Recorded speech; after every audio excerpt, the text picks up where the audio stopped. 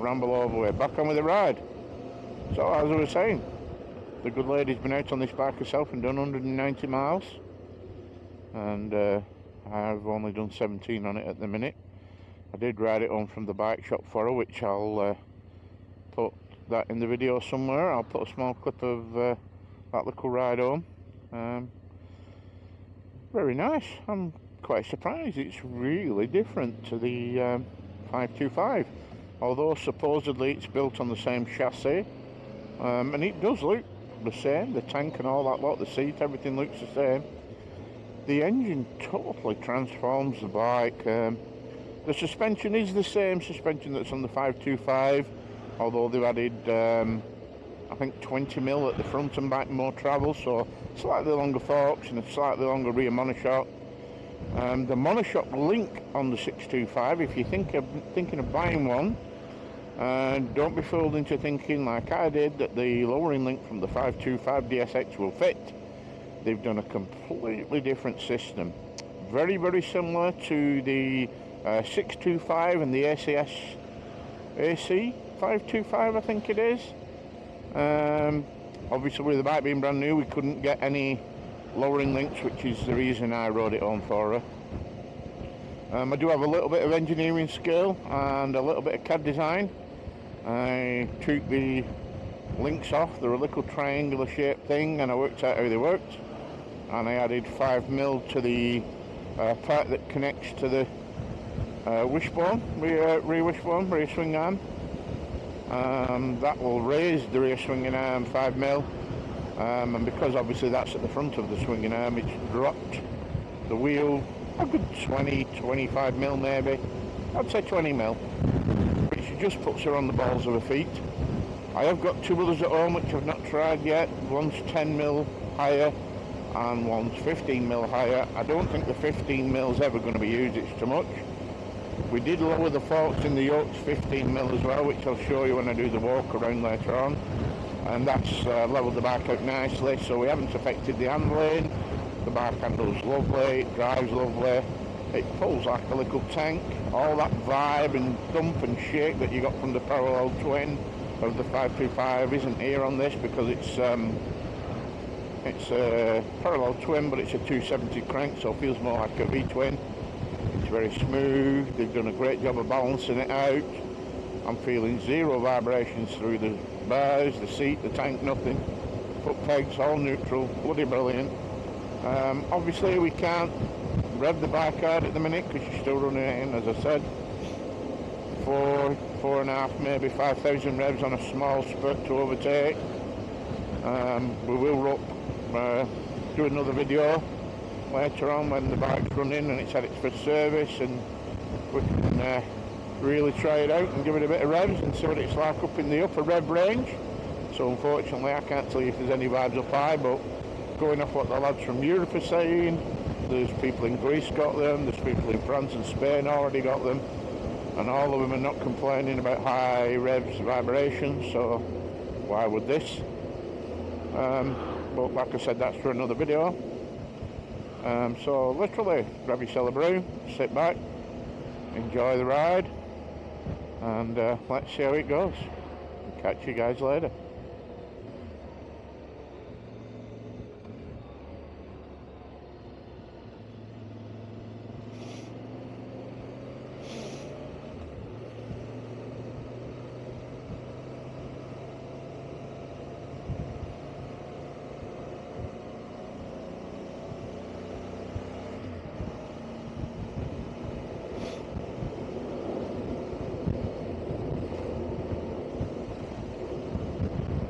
Shocks might need softening a little bit.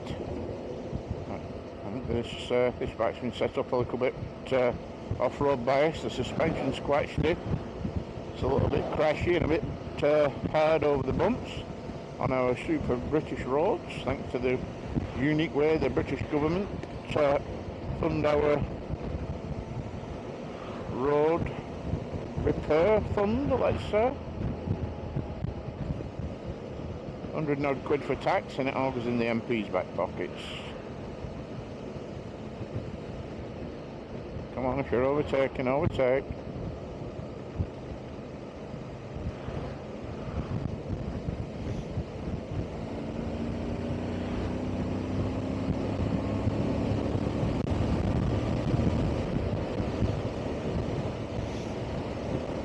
There we go. Indicated 68, 69, 70, and we're doing 4,200, 4,300. Zero vibes again.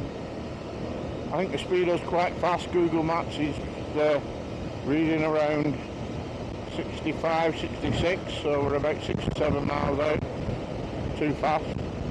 Most bikes are like that, it's not an issue. Just a nice little safety margin. It'll stop you catching yourself out and getting a nice little ticket off the powers that be.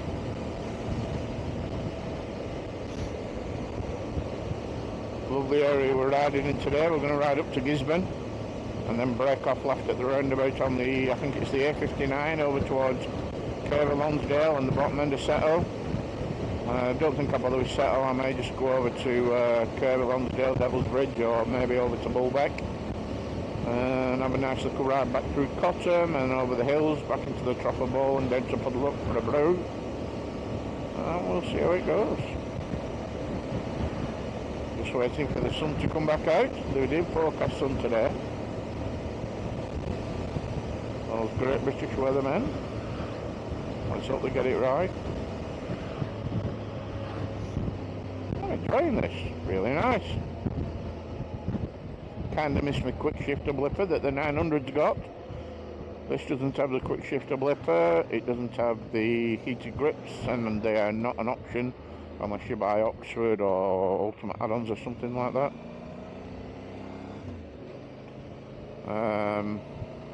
Doesn't have a heated seat. Doesn't have cruise control. Would be nice if there were options. I'm sure my missus would have spec'd it up to that. She's not so bothered about the quick shifter blipper. She's an old-fashioned gal. Been riding bikes since she was 16. Like me, she's in her 50s. And she likes to know exactly what the bike's going on, likes the feedback, likes driving them manually. Not overly keen on the cruise control. She had the quick shifter blipper and the cruise control on the Tiger 900 GT Pro she had. And she used them a couple of times, but more often than not, you pull up alongside her and she'd just be driving it normally like we used to back in the old days. Brakes are very nice, very sharp, wow. Yeah, I don't know if they've been upgraded from the 525. They certainly feel like it. They certainly feel more powerful. Lots of bike, nice feedback from it as well. Plenty of feedback. Plenty of power in that front brake, wow. I'm wondering if they've changed the pads or they made the pedals a little bit bigger, the discs. Plenty of stopping power. That was front only there, didn't even touch the bike. Wow. Nice. Soon gets up to 50-60 mile an hour as well. Effortless driving. A lot easier to ride than the 525. You had to work the 525 a little bit to actually get it up to speed. A little bit of revs and that's where the vibes come in.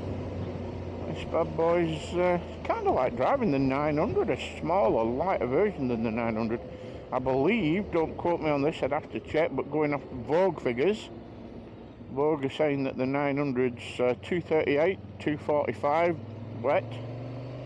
If that's true, that makes this bike 40 to 50 kilograms lighter than the 900. So you don't need that 95 brake that the Vogue 900's got. I believe these are 63. Plenty quick enough, especially it being so light. It feels nice and nippy on the bends and the roundabouts. I'm going to get up in the twisters a bit and we'll give you a bit of a report there. Back to the scenery and a bit of peace and quiet for you guys.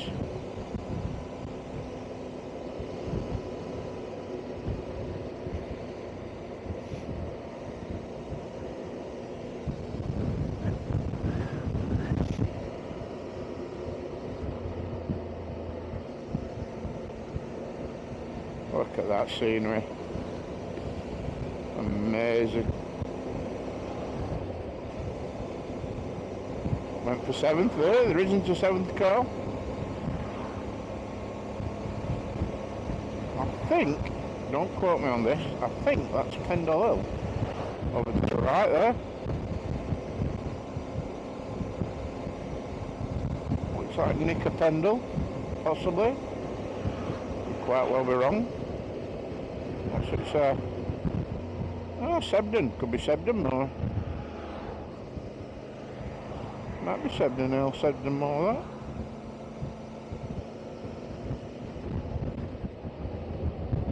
On a random route today with Cali Moto. No planned route. Random ride. Went for about 130, 140 miles today. I think it said 137. Come on, dude.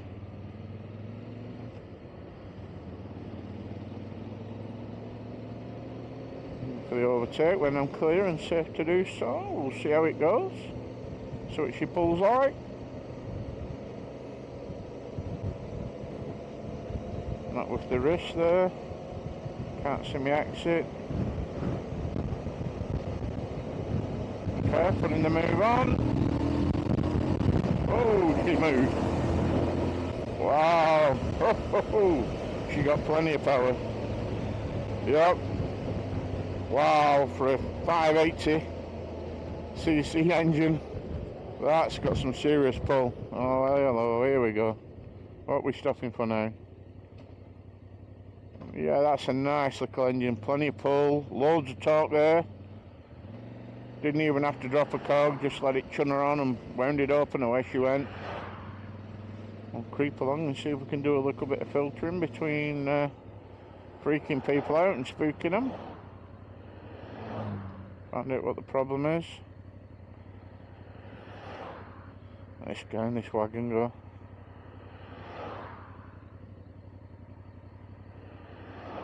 Wagons go, more than one. Unusual for this stretch of road to be this busy or blocked, whatever. Guess we'll find out in a minute. Coming up to double whites, so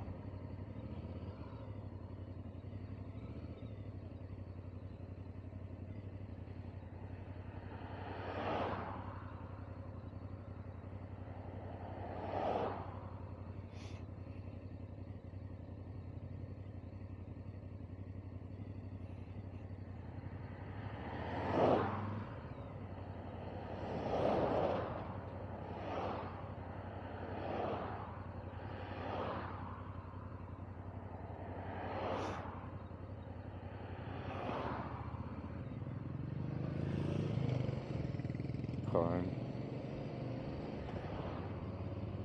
Bit naughty. Cut this cow. Not really the done thing. I've got a guide in front of me, I'll follow him. Not really my cup of tea. Look at the traffic, what's going on?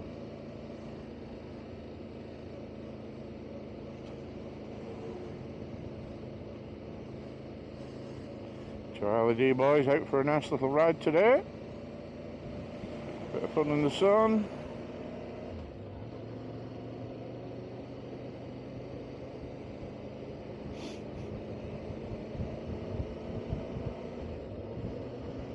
Got to make the most of this weather while you can. Aha, there we go. Very naughty. Bloody roadworks again, sat on their arse in van doing nothing as usual. Why does the bloody British government decide on doing roadworks when it's bank holiday weekends, the weather's nice, you know people are going to be out on the roads? Do they do it to genuinely slow us down? Does no one check? Put the move on this guy. 60, 70 effortlessly. Obviously still running in, so I can't wind her open to see what the full potential is, but just up to 5. I think I touched 6 before maybe, a bit naughty, shouldn't be doing that, but the bike's certainly got some pulling power. Very impressive engine, I believe. It's based on the either Versys 650 or definitely the Kawasaki 650 twin, parallel twin. Certainly works well enough and pulls well enough. Very impressed with the way Vogue have developed that engine.